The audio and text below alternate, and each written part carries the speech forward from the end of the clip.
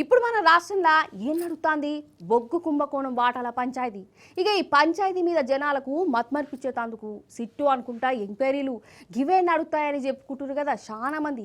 అయితే కళ్ళ ముందే బొగ్గు కుంభకోణం కనబడుతున్నా దాని మీద మాత్రం ఎసొంటి సిట్టు లేవు, ఎంక్వైరీలు లేవు.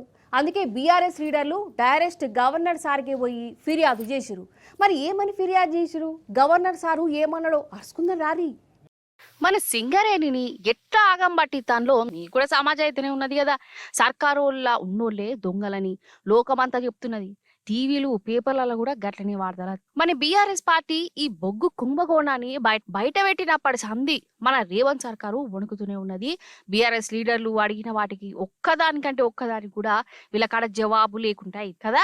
అసలు ఈ బొగ్గు కుంభకోణం చేయబట్టే మంత్రులు నడుమ కీసులాట నడుస్తాయి అని కూడా చెప్పుకుంటారు. వాటాలు పంచుకునే కాడ లొల్లులు జోడాలు పెట్టుకుంటురట. అసలు ఈ బొగ్గు కుంభకోణం మీద ఎంక్వైరీలు చేయురని ఎంత అడిగిరా సర్కార్ తరపున ఊయలేదు కుయ్యలేదు. అందుకే బీఆర్ఎస్ లీడర్లు డైరెక్ట్ గవర్నర్ కాడికి పోయి కంప్లైంట్ ఇచ్చిరు ఈ బొగ్గు కుంభకోణం మీద. అసలు సింగరేణిని ఎట్లా పొతం పెడుతురు, ఈ కుంభకోణం వెనక ఎవరెవరు ఉన్నారు, రేవంత్ సారు వారి పర్ఫార్మెన్స్ ఏంది, ఇలా బట్టి సారు వారి చెయ్యింది గవాన్ని చెప్పిరట. మే 25 నుంచి మీరు ఎప్పుడైతే నిబంధన పెట్టారో ఈ రోజు వరకు గత 9 నెలల్లో ఎన్ని సంస్థలు ఇప్పటి వరకు ఎంతమంది కాంట్రాక్టర్లు సైట్ సందర్శించారు, మీకు ఎన్ని ఈమెయిల్స్ వచ్చినాయి, ఎన్ని లేఖలు వచ్చాయి, ఎన్ని సర్టిఫికెట్లు సింగరేణి సంస్థ జారీ చేసింది, మీరు ఒక వైట్ పేపర్ ఒక శ్వేతపత్రం ప్రచురించండి అని మేము డిమాండ్ చేస్తే ఇంతవరకు సమాధానం లేదు. వాస్తవం ఏంటి అంటే అన్నదమ్ములు దోచుకునే సరిపోవట్లేదంట రేవంత్ రెడ్డి గారికి.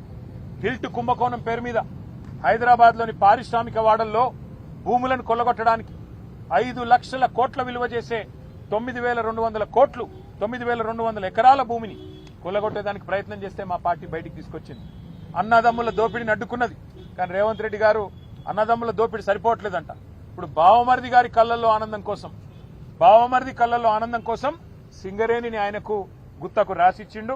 అందుకే మేము అడిగినాం ఇవాళ గౌరవ గవర్నర్ గారిని, సార్ మీరైనా ఇన్వాల్వ్ కండి, మీరు కిషన్ రెడ్డి గారికి ఆదేశం ఇవ్వండి, సిబిఐకి ఇస్తారా, సిట్టింగ్ జడ్జికి ఇస్తారా, మీ ఇష్టం, ఎవరికి ఇస్తారో ఇవ్వండి, కానీ ప్రజాధనాన్ని కొల్లగొట్టే ఈ దుర్మార్గపు వ్యవస్థని, ఇటు సోలార్ పవర్ లో కుంభకోణం, అటు సింగరేణి ఓబీ గనుల్లో కుంభకోణం, దీన్ని అడ్డుకోండి, దీన్ని వెంటనే నివారించండి, ప్రజా సొమ్మును కాపాడండి అని చెప్పి కార్మిక లోకం తరపున సింగరేణి కార్మిక సోదరుల తరపున వారికి విజ్ఞప్తి చేశాం. అదన్నట్టు ముచ్చట కాదోలా. సింగరేణి అంటే మన తెలంగాణ కొంగు బంగారం సిరులు కురిపించింది. అసోంటి సింగరేణిని ఈ 2 ఏళ్ల సంధి పోతం పెట్టే కుట్రేషన్ అడుగుతాంది కాదు. ఆ మెస్సీ అత్తే సీఎం సార్ ఫుట్బాల్ ఆడుకునేందుకు సింగరేణి పైకం తీసుడేందోలా.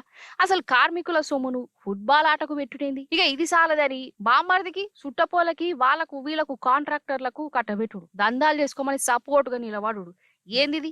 అసలు నన్ను అడిగితే కోట్ల రూపాయల కుంభకోణంలో కరెస్ట్ ఎంక్వైరీ గనక జరిగితే ఇలా పెద్ద పెద్ద తలకాయ పేర్లు బయటపడేటట్టున్నాయి.